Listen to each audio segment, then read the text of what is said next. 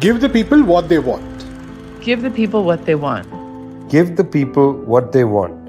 Your weekly movement news roundup.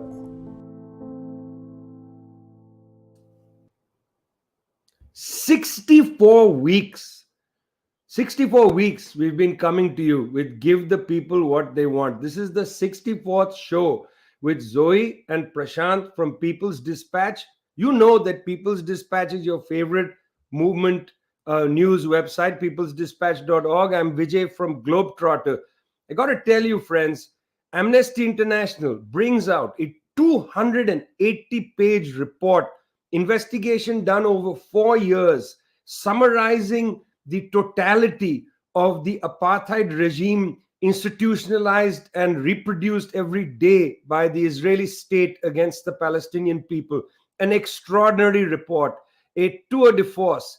It's one of the first human rights organizations that's actually combined the experience of Palestinians in 48 Israel. That means within the borders of 1948 Israel.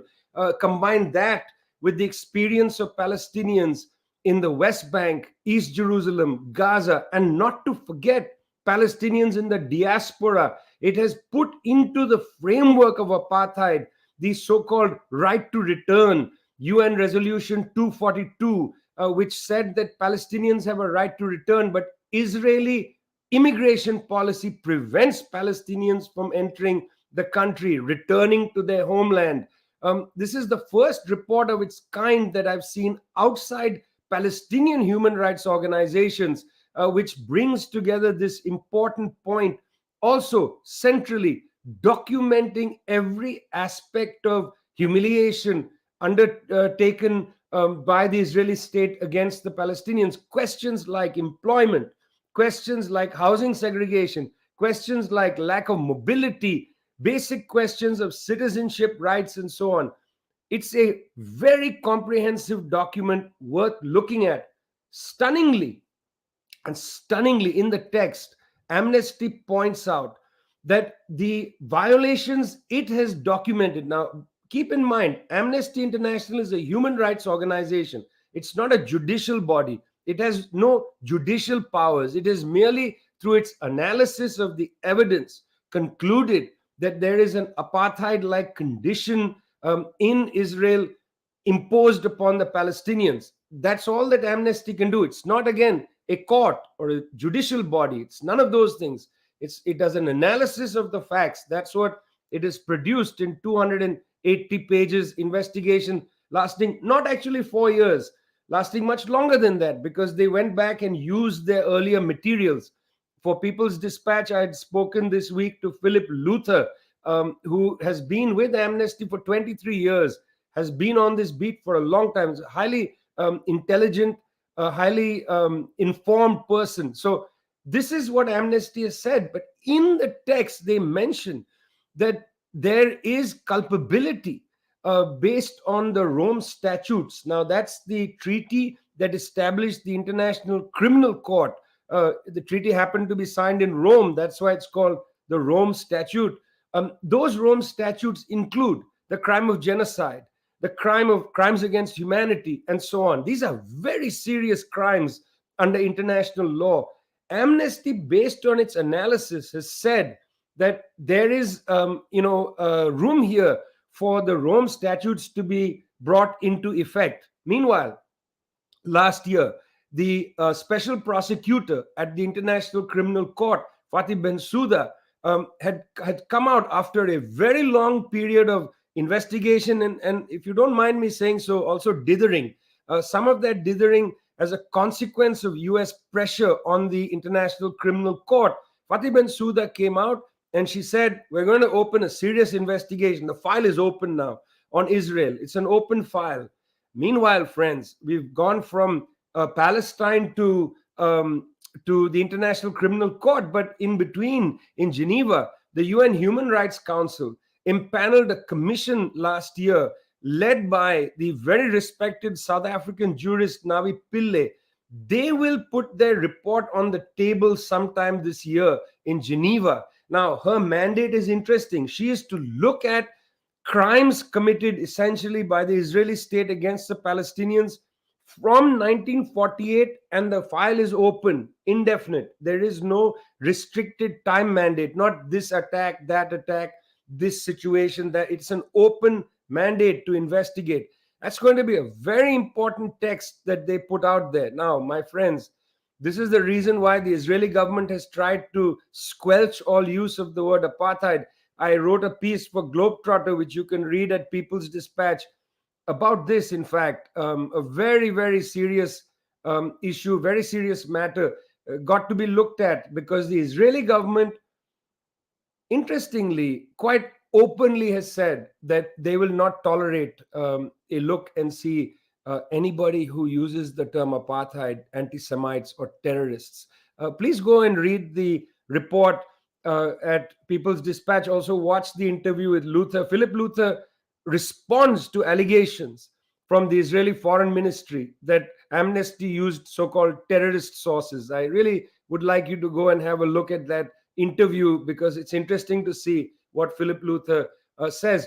Moving on, Israel likes to position itself not as apartheid Israel, but as startup Israel, great company of technological developments and so on. Technological developments, I've seen you, Pegasus, you're on my phone. Prashant, probably on your phone as well.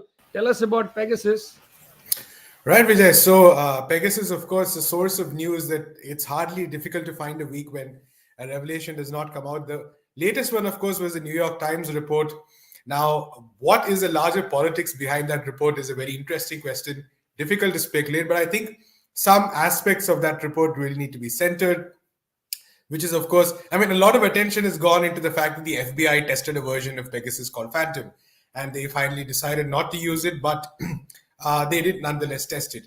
And even other agencies such as the US Drug Enforcement Authority and the Secret Service all had tried it out, or at least had negotiations with the NSO group. But I think the international implications are far more, extremely important to note. For instance, we have the instance of Mexico, where Pegasus was purchased. There's the case of, for instance, Tomas Zeron de Lucio, who was the head of the Mexican intelligence, who is believed to have been involved, for instance, in the Ayotzinapa massacre. And, he was one of the people who was very actively involved in these discussions and in the use of this tool. We have the case of Panama, for instance, again, where international diplomacy itself is being, whether the question of Pegasus and the ability to spy on your opponents played a role in international diplomacy, in countries' votes, in global bodies, in support of Israel. Now, Israel, of course, claims that we didn't ask for a quid pro quo, but the truth is might be a far more complicated matter. The stories of both the United Arab Emirates and Saudi Arabia, for instance, very important to note. They come much later in the story, but the fact that Mohammed bin Salman actually called Benjamin Netanyahu because the Pegasus had briefly cut off Saudi operations, and he was able to bring it back on with just a phone call, shows the extent to which all these regimes, all of them such close allies in the US bloc, so to speak, across the world. All of these powers, the extent of collusion between them, the extent of collaboration between them. Of course, the UAE also using it on a very prominent dissident. Same software sold to Poland, to Hungary, right-wing governments across the world, and also coming close home to India, where apparently it was the centerpiece of a $2 billion deal with involved missile systems as well. We actually, this week itself, spoke to Paranjoy Guhathakurta, a very senior journalist whose name has also been in the list of those who may have been targeted with the Pegasus spyware. It was interesting, the response in India, because a lot of people pointed out that the Supreme Court has set up a commission to inquire into this. But this report actually, and I think later follow-up reports by organizations, including The Wire, for instance, make it very clear that the Indian government does seem to have purchased the Pegasus spyware, actually a cyber weapon. I think it's slightly, problematic or misleading to call it just spyware, because it is in fact a genuine weapon used by governments across the world against their opponents, many of whom are civil or human rights activists, many of whom are journalists. So one good thing, of course, has been the fact that, one important thing I think to note is that while this report paints the US in does not paint them in much of a harsh light, the fact remains that the US is the home of a lot of these or similar technologies as well. So the focus on Pegasus is, of course, taken away from the fact that most US agencies possibly have very similar technology, and also the fact that US companies are probably bidding to take over the NSO group as well, which is likely to be a possibility. Over the past couple of years, what we've also seen is that the constant leaks from the media, the constant news reports that are taking place are probably likely to lead to a situation where NSO itself is bought by maybe a US company, maybe a series, maybe a group or a partnership. So very interesting, I think, things to keep note of in coming weeks and months. Maybe it might be a small news of a small purchase somewhere, which might not get too much attention. But actually, the ramifications are very, very important. I think for journalists across the world, also something to keep track of relentlessly, because this should not be a story which just gets buried and there's no action further. I mean, God, it's a terrible thing. I'm afraid of my phone now. And thanks, Netanyahu and all your fellas in Israel and whoever's there now. Thanks for that. Zoe, bring us some good news, please. Take us to Cuba. I gather they've decided, they're going to revise the family code and so on. We need good news. Well, I suppose the Amnesty story wasn't such a bad piece of news. It's good to have a report like that. It's good that Pegasus has been revealed, but we need some good news. Come on. All right, well, I'm going to give the people what they want, which is that Cuba, once again, is kind of just a beacon for humanity. I think there's no other way to say it. Currently, yesterday marked 60 years since the beginning of the, genocidal blockade against the country from the United States, which has been condemned over 30 times in the UN General Assembly.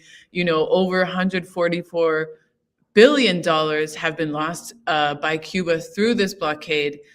And yet, not, as we've covered, for the past 2 years, not only has Cuba been a beacon in terms of, medical internationalism, sending doctors and healthcare workers to as far as Italy, countries across the African continent, Asia, and, of course, creating 5 vaccines, which are some of the most effective in the world. But also, currently they've started this process, as you mentioned, Vijay, of reforming their family code. And, not only is this a very important step in terms of expanding rights to all of the people in Cuba, but also I think it's interesting when you look at the process under which this is happening. So over the past several years, there have been 23 versions of this family code that have been, put through debate in the National Assembly, different modifications through consultations. Now a draft version is going to be presented to the Cuban population. They will be able to participate, give their opinions on this text at over 78,000 different posts across the country, where they will be able to say, this is an interesting point. I don't really understand this. How do we take this forward? And really actively participate in the process of building this new family code, which would change the concept of what is the family nucleus, expand rights to the LGBTQ community in the country, redefining what is the legal family institution, breaking with, the heteronormative model, which has been enforced, across the world through fire and by blood, and establishing the right as a family to live free from violence, valuing love, affection, solidarity, and responsibility. I mean, this is really groundbreaking, and I think it's so important to value this process that's underway in Cuba. As I mentioned, it's a participatory process. The Cuban people are actively, partaking in democracy. This is really what democracy is being able to understand what laws are being passed, being able to, add your voice, ask questions, understand what's going forward, the willingness to dialogue, to engage. I think it's really just an incredible example for all of us. And, especially as Cuba, faces so many challenges, faces the brutal challenges of the blockade, over $144 billion lost by Cuba. They're currently facing a very challenging situation, socioeconomic situation. Our comrades and part of the International People's Assembly have organized many solidarity efforts, bringing, tons of powdered milk to, be stand with the Cuban people in this moment. And yet, despite all of these difficulties, they're undertaking an incredible process of democracy. I think we only have to look at the United States to see, in the past year, all of Joe Biden's promises to, bring back better, build back better for the American people, which received 70% approval rate, has been struck down by two obstinate right-wing Democratic senators. That's not democracy. This is democracy. Changing the concept of the family, bringing more rights to the people, and allowing them to participate in that process. It's very difficult to change cultures. And, I think that's why it's taken such a long time to advance a dialogue and so on. Very interesting developments in Cuba. I want to say, Zoe, it's not only those two right-wing Democrats. Don't forget the 40-odd right-wing Republicans who also stood against. They seem to get a pass because people always assume that, well, the Republicans are just going to be nuts. But, this is about infrastructure, and the ruling class in the United States doesn't seem to care about building their society. Whereas, what you're reporting on in Cuba is a project which says, well, how do we advance things? A project that says, how do we advance things? Prashant, I read Pawan Kulkarni's article at People's Dispatch, about the situation in Sudan, where he reports that the military junta is trying to bring back the government or the regime of Omar al-Bashir, overthrown in April 2019. I was a little chilled. I'm afraid to say I haven't followed the recent developments in Sudan so closely. It's an excellent article. I recommend people go read it at peoplesdispatch.org. Very important article. Prashant, take us to this, I think, disturbing development in Sudan. Right, Vijay. In fact, we'll be soon.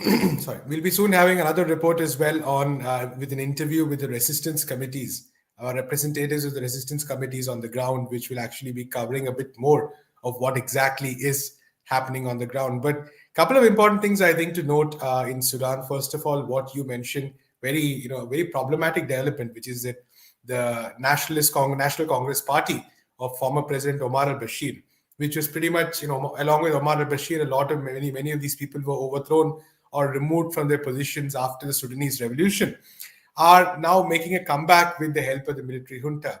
And it's important to note because there's something called the Empowerment Removal Committee, or the ERC. And this committee was set up specifically after the revolution to purge those elements which had been so complicit in financial crimes, in suppressing the popular will, in all kinds of abuses of various sorts. And this committee was actually set up as a structural solution to that problem in terms of, say, removing these elements from power. Because often what happens is that even if the figurehead or the ruler is moved, the regime nonetheless remains. We've seen that very strongly, for instance, in a country like Algeria, which is why it has not completely succeeded. But Sudan set out to be different. And after the coup on October 25th, where the military and Abdel Fattah al-Burhan came back to power, one of the things they've slowly been doing is actually reinstating many of these people. The latest, I think on January 24th, about 100 civil servants were reinstated. Certain other important organizations also brought back into prominence because of that. So that's one thing to very carefully sort of note. In terms of protests, we've seen that the death toll since the October 25th revolution, the coup itself, has been 79 protesters have died. In fact, Human Rights Watch has a report which came out just yesterday, which says, which states a fairly obvious thing in some senses, in some ways like the Amnesty report, but nonetheless needs very strongly to be mentioned, that the security forces have repeatedly used excessive and unnecessary force against the protesters. So again, yet another, and they have brought in again a lot of evidence, witnesses from the ground, say photographic evidence to actually substantiate that point. So, of course, nonetheless, the struggles are continuing. For instance, I believe the resistance committees have set what is called a revolution timetable for this month. There are protests going to take place on the 7th, the 14th, the 21st, and the 28th. The other important thing to note, I think, is that Egypt has also been identified very clearly as an ally of the military junta. So there are blockades that are taking place on the road on the roads leading to Egypt, connecting Egypt and Sudan, by farmers, by protesters, because they're unhappy. There are commercial reasons and economic reasons for it, but also political reasons, in the sense the support given by the Al-Sisi regime to the Sudanese junta and the close relations between them. also need to see this in the context of the larger politics in North Africa, in the Horn of Africa region. Egypt and the Sudanese military, both close allies of Israel and the United States. In that sense, it connects to what we're talking about, that, that web of authoritarian and problematic and deeply problematic regimes across the world, which are connected by links like this. So very important month to watch out for, February, in terms of mass protests, and we'll be definitely covering more of this as well. Got to go and read that story, friends, at People's Dispatch by Pawan Kulkarni. Very important. And Prashant says another one coming, interview. Got to go and look at that. Zoe, I just spent some time last week looking at a bunch of reports, as I often do, God knows why. Read a report from Transgender Europe, actually got to know about this report from Brazil de Fato, the website that is linked to People's Dispatch. It's a report that suggested that for the 13th consecutive year, Brazil is the country with the highest number of murders of trans peoples, highest number for 13 years consecutively. 70% of murders of LGBTQ people take place in Latin America and Central America. I did not know that.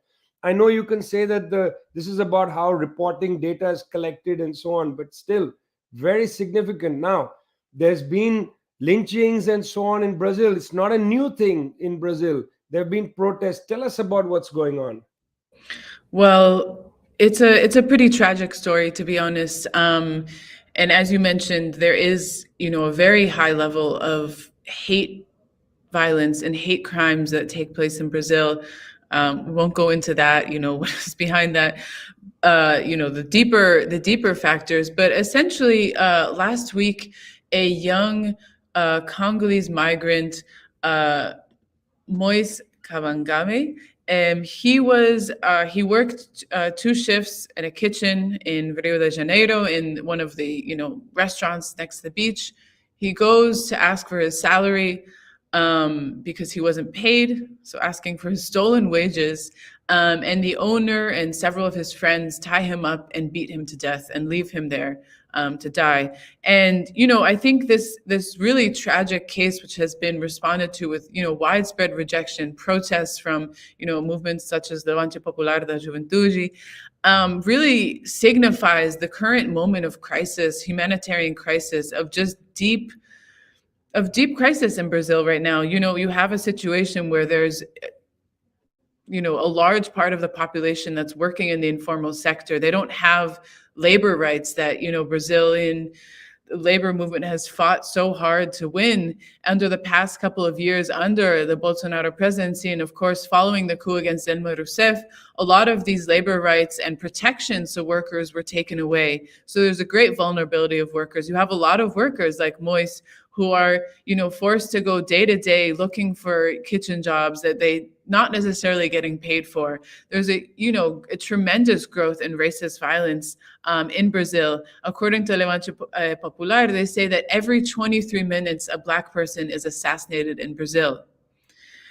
And that's an incredibly high number. We're talking maybe higher numbers than in the United States, which is a center of, horrible racialized violence. And so I think this really brutal death of Moise is igniting a very necessary debate once again. And I think throughout the pandemic, there have been several instances of horrific violence against Black people in Brazil, just really pointing to the structural issues at play, the structural racism faced by Black people in Brazil. Of course, decades and centuries in the making, but there has been a significant increase under these far-right presidencies, which are, systematically cutting back at programs that were put in place by the Workers' Party government to ensure access to education, to ensure access to rights, to try to bridge some of those historic gaps, giving more space to hate speech. Bolsonaro has said horrible things about Black people in the country. And so it's a really worrying shift. Horrible for the family of this Congolese migrant. They flee from a situation of violence only to be met with horrific hate and violence in Brazil. Just truly tragic, and so much solidarity for the family and the victims that are, seeking justice right now. I think it's, bringing this debate once again to the fore. Of course, this is a year of elections in Brazil. Will the project of hate that is represented by Bolsonaro be victorious against the project of inclusion, of granting rights, of trying to bridge these gaps, of, trying to work towards and mend this horrific past that Brazil has of slavery, of colonization. It's an important task, and it's obviously becoming more important than ever as inequality is, Brazil is back on the hunger map, poverty levels like unseen before. All of these questions become more and more pressing at these moments. Well, I'm really glad that you've raised this issue, because we know this is a global problem, and it's important that it be tackled by social struggle. And again, it's a question of culture and changing attitudes and so on, changing attitudes. The Winter Olympics has opened in China. There was quite a nice ceremony today. Vladimir Putin was there for the opening. Interesting. This means that the situation on the border with Ukraine is toned down.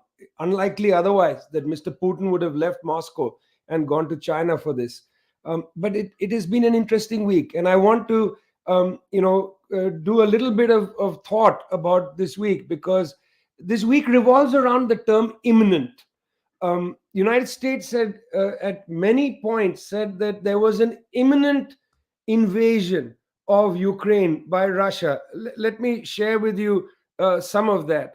On the 25th of January, spokesperson Jen Psaki said, I think we said it was imminent. It remains imminent. This is 25th of January. On the, I guess it was the, just this last Thursday, she was asked, do you change the term imminent? And she said, no, nothing has changed. On Tuesday, Pentagon spokesperson John Kirby said at a news briefing that Putin could move imminently at any time. The necessity of adding at any time after imminent was John Kirby's. Now, the Ukrainian president himself, Zelensky, has been like, no, stop it. We can't afford this. He said that his government was strong enough to keep everything under control and derail any attempt at destabilization. Meanwhile, Boris Johnson shows up in Ukraine, playing, the role of the great warrior when he's got a problem at home, can't tell the difference between a meeting and a party. NATO troops are, getting ready. Arms, weapons are going into Romania, going into Ukraine, and so on. Germany has decided they don't want a conflict, but they sent helmets to Ukraine. Thanks, Germany, for that. So there was this whole discussion about imminent. And then in the phone call this Thursday, Zelensky and Biden spoke. That means on the 2nd of February. And they talked about this imminent business, this tense business. Just today, I guess, Zelensky was not happy with this imminent word. And then we got Jen Psaki say that I used that once, she said. This is a lie. She's on record using it many times. I think others have used that once, and then we stopped using it. I don't know what she means by stopped using it. They just used it a day ago. So apparently the word imminent is no longer on the table. The Russians are going to return to the negotiation. Victoria Nuland, who is in the State Department, gave an interview to TASS, actually, the Russian news service, where she said, we're coming back to the table. We're quite serious about negotiations and so on. In order to sweeten the negotiation, Ukraine, country of 44 million, it's not a small place. There was a pretty controversial bill sitting in the Ukrainian parliament about the transitional period in the Donbass region in eastern Ukraine. Well, Russia wanted that bill withdrawn because it was going cart before the horse. First, they said, let's deal with the situation of Donbass, and then you can have a law and so on. So what you had was the Ukrainian parliament withdrawing the bill, just so that the quote-unquote Normandy format talks, that's the talks of all the key parties, would take place in Paris last week. Well, these things are all going on. Let's see how it advances. I'm actually feeling a little better. I'm not sure about you, Prashant and Zoe, but the withdrawal of the word imminent signals that the United States might have peaked in its kind of warmongering on the Ukraine-Russian border, but we don't know. Arms are going to come in.